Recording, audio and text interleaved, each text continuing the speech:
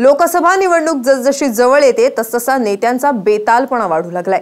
भाजप नेत्यांनी तर अक्षरशः कहर केलाय। यात आता भर पडली आहे ती योगी आदित्यनाथांची। भारतीय लष्कर ही जणू का नरेंद्रांची जहागिरी असल्याची भाषा त्याने आपल्या भाषणात वापरली आहे। भारतीय लश्कर ही नरेंद्र मोदींची सेना, मोदी जी की सेना आतंकवादियों को गोली और गोला देती है।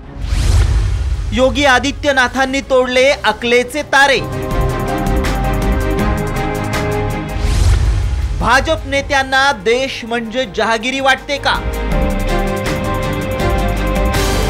मिशन शक्तीच्या घोषणेवरून पंतप्रधान नरेंद्र मोदी आधीच अडचणीत आलेले असताना उत्तर प्रदेशचे मुख्यमंत्री योगी आदित्यनाथ यांनी आणखी एक वादग्रस्त विधान करत वाद ओढावून घेतलाय।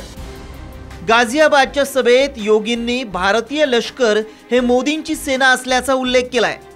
काँग्रेसवर आवेशपूर्ण टीका करताना योगी आपलं तारतम्य हरवून बसले आणि विरोधकांच्या हाती आयतं कोलीत मिळालं। कांग्रेस के लोग आतंकवादियों को बिरयानी खिलाते थे और मोदी जी की सेना आतंकवादियों को गोली और गोला देती है। यही अंतर है।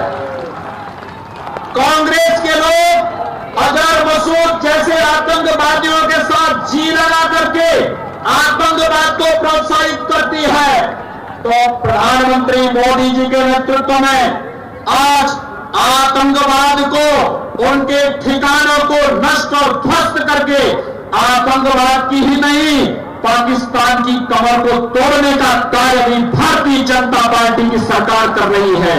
योगींच्या या बेताल वक्तव्याचा विरोधकांनी खरपूस समाचार घेतलाय। इतकंच नाही तर योगी आदित्यनाथ यांच्या विरोधात निवडणूक आयोगाकडे तक्रारही केली आहे।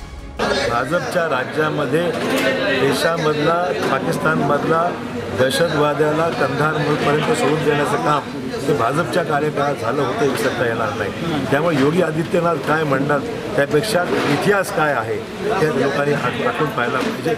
सैन्याचं जे शौर्य आहे त्याचं कुठेतरी क्रेडिट घ्यायचा प्रयत्न या सगळ्यांमधून दिसतोय आणि अतिशय देशाला ही लाजिरवाणा असणारी गोष्ट आहे आणि त्यांचे जे मनसुबे होतात जे राजसाहेबांनी सांगितले होते ते आता बाहेर पडायला लागले। निवडणूक प्रचारात योगींनी केलेलं विधान पाहिल्यानंतर भाजप नेते देशाला स्वतःची जहागिरी समजू लागलेत का हा प्रश्न उपस्थित होतोय। लष्कर ही कुणाची वैयक्तिक मालमत्ता नाही ही साधी गोष्ट मुख्यमंत्री पदावर बसलेल्या व्यक्तीला ठाऊक असू नये यापेक्षा मोठा विनोद काय असू शकतो। योगींचं हे वक्तव्य भारतीय लष्कराचं खच्चीकरण करणारं आहे। त्यामुळे देशाच्या चौकीदारानं अशा उन्मत्त नेत्यांचे कान पिळून त्यांना वेळीच समज द्यायला हवी।